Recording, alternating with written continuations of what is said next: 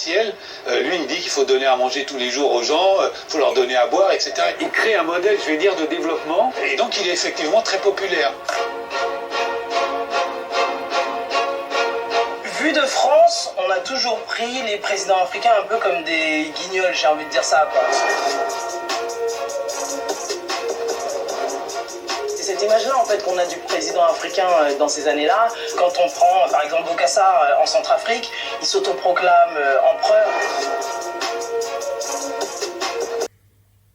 Mesdames et messieurs, bonsoir, bienvenue à la chaîne Afro 500.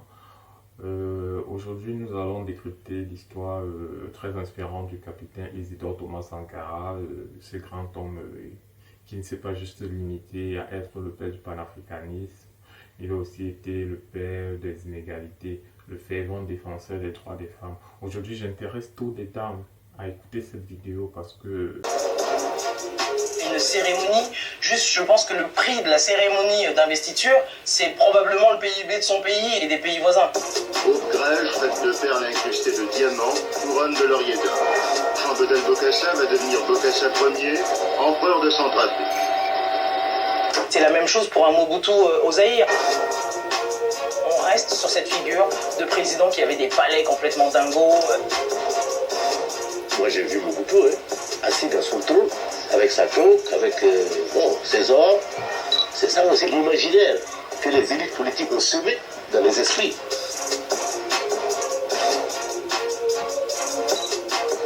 Moi, un président africain, dans ma tête, franchement, c'est tout ce que je déteste, en fait. En fait, c'est tout ce qui nous montre que, finalement, on va vraiment avoir du mal à franchir ce palier pour pouvoir vraiment devenir un État ou un continent qui va compter, en fait. Thomas Sankara, il avait cette vision. Et en opposition, on a tous les dominions, tous les chefs d'État africains qui, en fait, pensent d'abord à s'enrichir personnellement plutôt que de redonner au peuple. Sankara, il a 10 000 de tout ça, il habite toujours dans son petit quartier, s'il faut il rentre à vélo même chez lui, parce qu'en fait il est proche du peuple, il est le peuple en fait.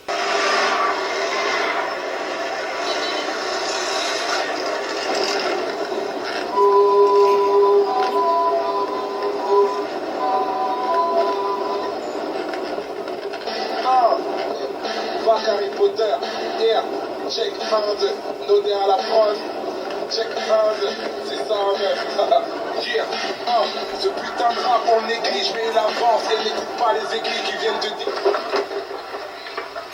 Pourquoi le Burkina Faso? Pourquoi avoir voulu changer le nom de la Haute-Volta? C'est un nom qui ne nous renvoie qu'à un passé colonialiste. Par contre, Burkina Faso est un nom puisé dans le terroir même, qui a une signification dans notre langue. Qui veut dire patrie des hommes honnêtes.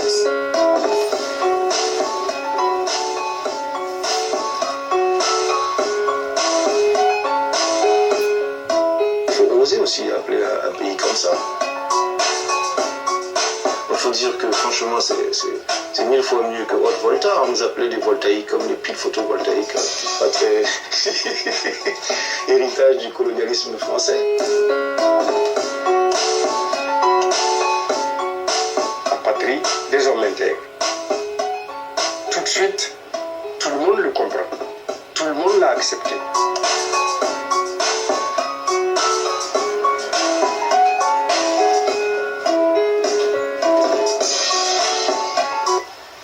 La révolution, si elle promet un avenir radieux, elle part d'abord de sacrifices, des sacrifices permanents. Et ces sacrifices, nous sommes décidés à les assumer.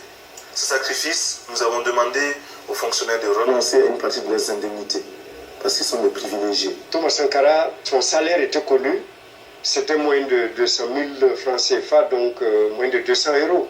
Moi qui vous parle, il y avait quoi? Il n'y avait même pas 200 euros par mois en tant que ministre pendant 4 ans. Mais je ne me suis pas plaint, je ne me plaignais pas. Nos ministres ne sont pas autorisés à voyager en classe première, en première classe dans les avions. Ils prennent les classes touristes. Et même quand il est possible de voyager par les avions charter, nous le faisons. Ce soir, sur notre plateau, une invitée de marque. Plus belle que jamais, raffinée dans les moindres détails, super équipée des pieds à la tête, quelle ligne!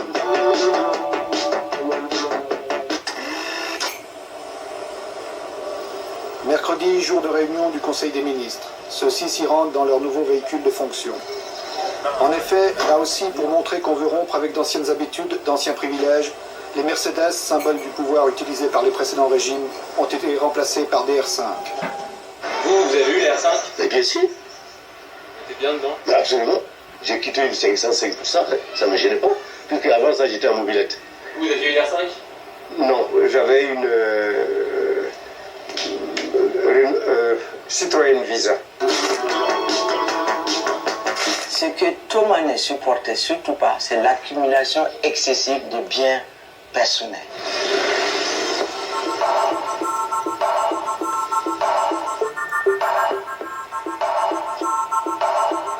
Là, vous pouvez la voir encore dans le quartier d'Apoya.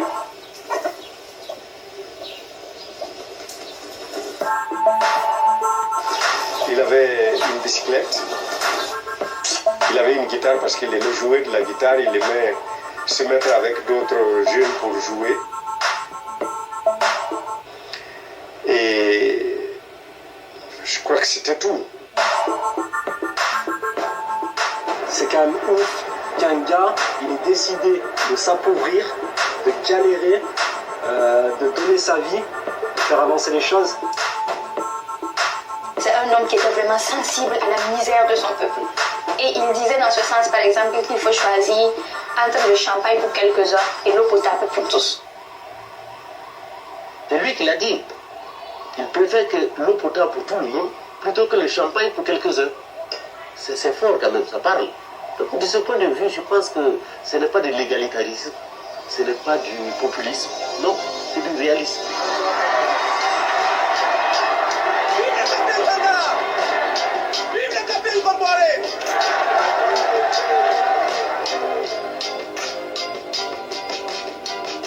Ils sont montés au pouvoir très jeunes, ça bouillonnait de partout.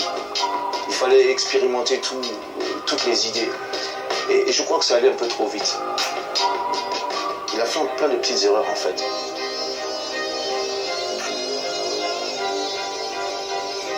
Je me retrouve un peu comme un cycliste qui grimpe une pente raide, qui a à gauche, à droite des précipices. Il est obligé de pédaler, de continuer de pédaler, sinon il tombe. Alors pour rester moi-même et pour me sentir moi-même, je suis obligé de continuer à cette lancée-là. Quand on lui faisait remarquer que ça va trop vite, il disait mais c'est un combat de vie ou de mort. Ou nous réussissons ou nous disparaissons. Vous vous sentez isolé en Afrique? Mal compris en tout cas. Mal compris, mal aimé? Mal aimé.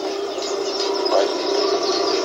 Sankara, il dérangeait trop, tu vois. Il était trop extrême dans sa façon de vouloir lutter contre la corruption, trop extrême dans sa façon de vouloir stopper certains avantages qu'avaient certaines personnes. Et ça, je pense que c'est ça qui l'a tué. Parce qu'en fait, des vrais ennemis de Sankara, ils étaient à l'intérieur.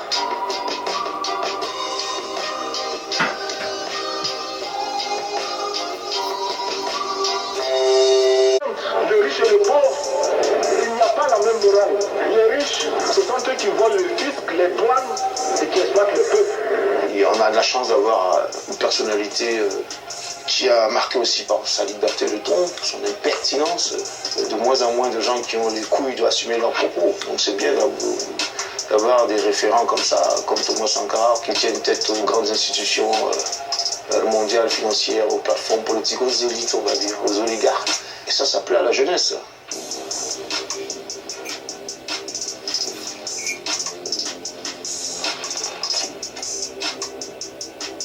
Le numéro 1 et le numéro 2. Le numéro 1 était le président Thomas Sankara. Le numéro 2, Blaise Compaoré. On dit que c'est les contraires qui s'attirent, c'est la dialectique qui dit ça. Je crois que c'est exactement ce qui s'est passé. L'un complétait l'autre, un par son expression, son charisme, son éloquence, et l'autre par plus sa réserve, qui savait écouter mais qui parlait moins.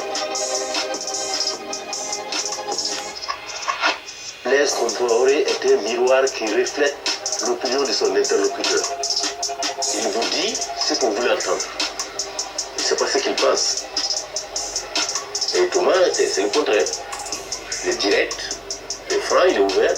Et je dirais qu'il s'expose comme c'est pas permis. C'est bon d'avoir un homme à qui on puisse dire tout, ou presque tout. En lui laissant le soin de deviner ce que vous appelez le courage de lutter vous-même.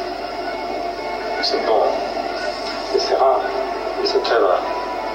Et en même temps, c'est douloureux parce que ça implique sur l'autre une somme d'efforts pour jouer un rôle, être réceptif. Ils ont été pas seulement des camarades révolutionnaires, mais ils ont été véritablement des frères. En fait, ils étaient proches à un point que Blaise Compaoré, comme il avait plus ses parents, et ben, le père de Thomas Sankara, il s'était proposé de l'adopter. Donc au final, ils étaient vraiment comme des frères, presque comme des frères de sang, pas que des frères d'armes. C'était tellement une amitié fusionnelle que le jour du mariage de Blaise Compaoré, Thomas Sankara, il s'est presque senti trahi, il s'est presque senti abandonné en fait. Tellement ils étaient proches, il avait l'impression de perdre son ami. Le président Thomas Sankara a été le témoin du mariage de Blaise Compaoré. Je me rappelle de cette phrase terrible. Quand il a pris la parole, il a dit à la dame, « Madame, je perds tout dans ce mariage. Un ami, un frère, un camarade. » Donc c'est tout dit, des liens qui unissaient ces deux personnes.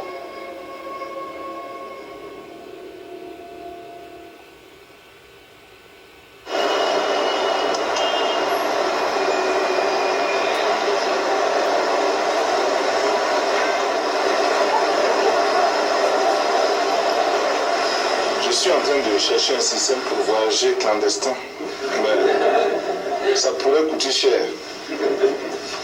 Et je voudrais que chacun se rassure et sache que je vais un peu partout.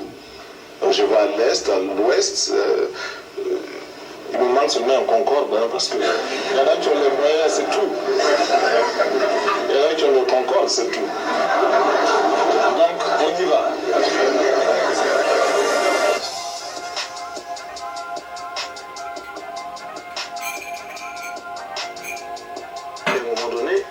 Le jeune Sankara prenait beaucoup de place.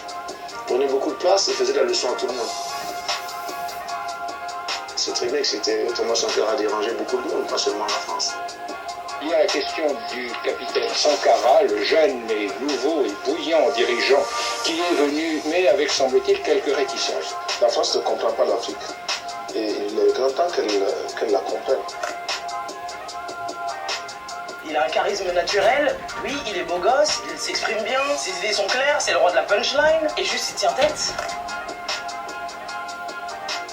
Et Mitterrand, ça, bah évidemment, ça ne passe pas, quoi.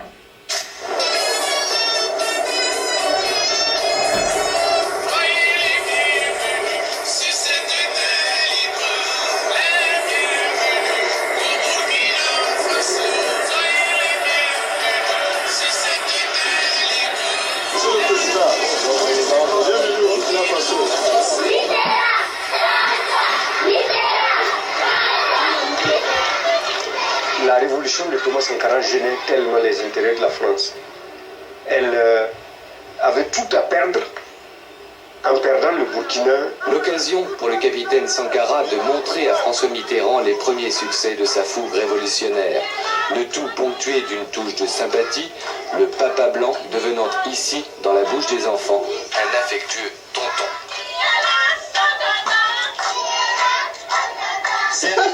Maintenant qui te fait appeler tonton, alors que bon. Monsieur François Mitterrand, aucune croyance, aucun livre saint, ni le Coran, ni la Bible, n'ont jamais pu réconcilier le riche et le pauvre, l'exploiteur et l'exploité. Quand tu regardes le passage où Sankara il dit un petit peu ses vérités, tu vois, à Mitterrand. Nous ne demandons pas que, comme cela a été le cas déjà, que des autorités françaises viennent s'acoquiner avec des autorités burkinabées africaines.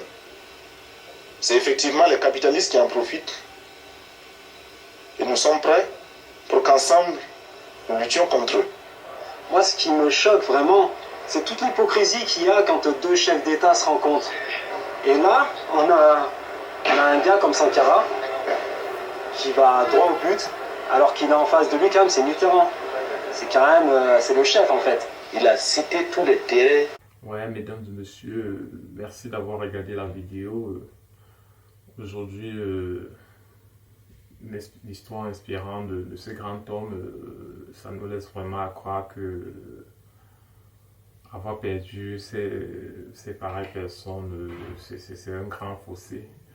Et j'imagine, je pense que les pareilles personnes comme ça, il nous faut 2 siècles pour les retrouver.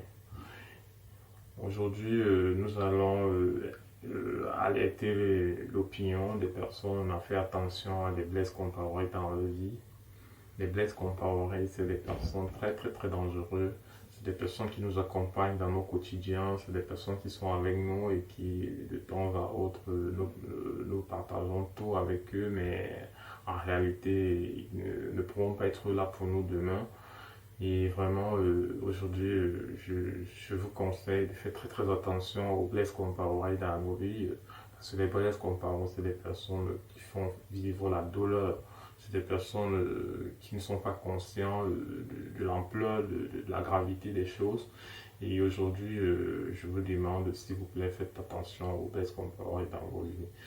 Et aujourd'hui, je vous dis merci d'avoir regardé la vidéo. Je vous dis de vous abonner, s'il vous plaît. Abonnez-vous, commentez, likez et surtout créons une petite communauté ensemble. Merci, au revoir.